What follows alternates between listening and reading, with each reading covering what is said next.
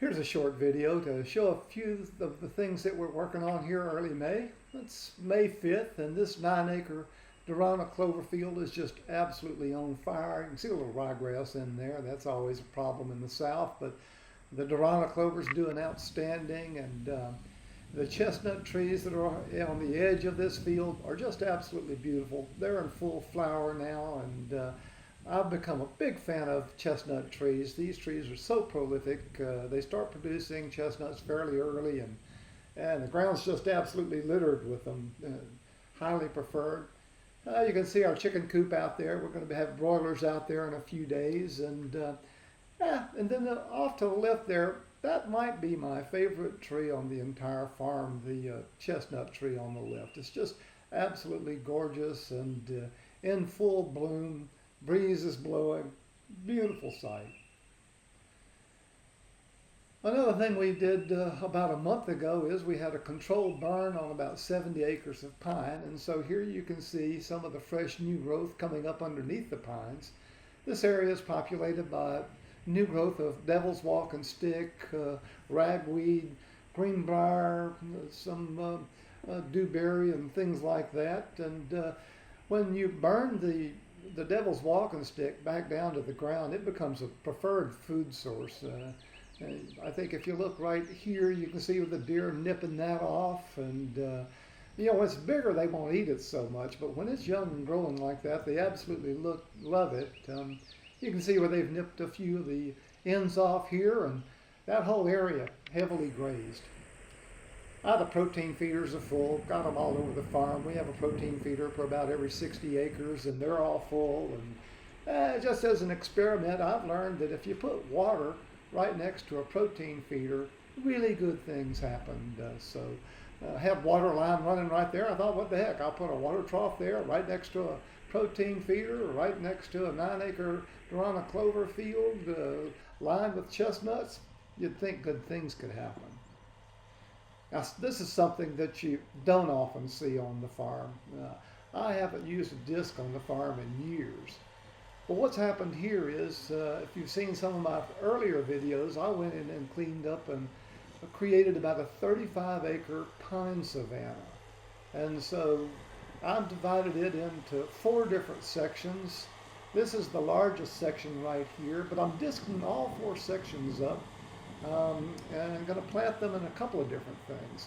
This particular section I'm going to plant in dove food. So I have to disc it. It was planted in crimson clover, very solid in crimson clover, got a very good stand there. Disking it in, I'm confident that I'll get crimson back next year.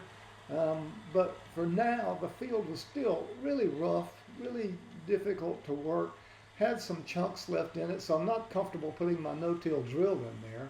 So I needed to disc it up so I'd be sure. I'm going to plant proso millet and brown top millet with a little buckwheat in this field for the doves. I needed to be sure that I was going to get good seed soil contact. So that's step number 1. By disking it up, I can be confident that I'll get seed soil contact. And then step number 2 is I'm going to run the disc around this particular field probably 3 different times. Try to get it as smooth as possible. There's still a lot of chunks in it, not as bad as it was. We put a crew in last summer and picked a lot of the chunks up, but there's still some chunks in it, so I'm not comfortable putting the no-till drill in there yet.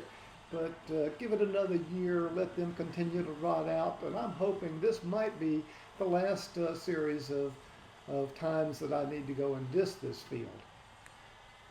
So we'll see with that, but I will, as I said, run the disc around this particular field 3 times. Now, in the other sections, the other 2 sections, I'm going to be planting something called WGF, sorghum or milo. That'll be for the doves, but even more so for the deer. I'll let it go to seed and leave the seed heads there, and the deer like to eat that when it goes into the doe stage. So I'll show you some of that later on when it gets growing. So, future dove field here. Can't wait to see what's going to happen.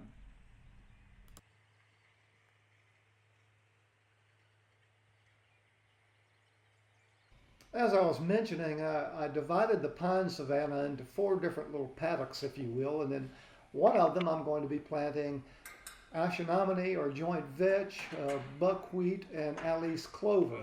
The mix is actually 15 pounds of vetch, 5 pounds of Alice, and 5 pounds of buckwheat per acre. So I'm going to broadcast that. But before I show you the broadcasting, here's where I drill some vetch. Now, I don't know if any of y'all have ever planted joint vetch or ashenominate, but as soon as you plant it, I'm out 2 or 3 or 4 days later on my hands and knees, and this is what I'm looking for. See the vetch start coming up. That makes me very happy. As you heard me say, I think it's one of the best deer foods you can plant. Now here I am broadcasting the mix you were just seeing into a disc duck field. I run the disc over this field 3 times like I was talking about for the dove field. Got it good and smooth, got it good and clean. Broadcasting the joint vetch, Alice clover, and buckwheat into it, and very optimistic that I'm going to get a good stand. Now, I do anticipate that I'll probably get a lot of weeds in there, but what I've seen with joint vetch over time is it's fairly competitive with the weeds and grasses. If you can get it up and get it going, it'll generally stay above the weeds. Now, next year, what I'll do with this very same field, I'll come in and scratch it in the springtime, and at the last possible minute, I'll spray it with glyphosate, kill the weeds, and that will greatly reduce the weed profile in that field. So I'm very excited. I planted a total of 10 acres of joint vetch, Alice, and buckwheat this year. The fields that I drilled, as you saw a little earlier, they're all up. This is the last field that I planted, and can't wait to see how it's going to do. So the planting that we're doing right here took place on May 5th, Cinco de Mayo, and wouldn't you know it, let's see what happens next.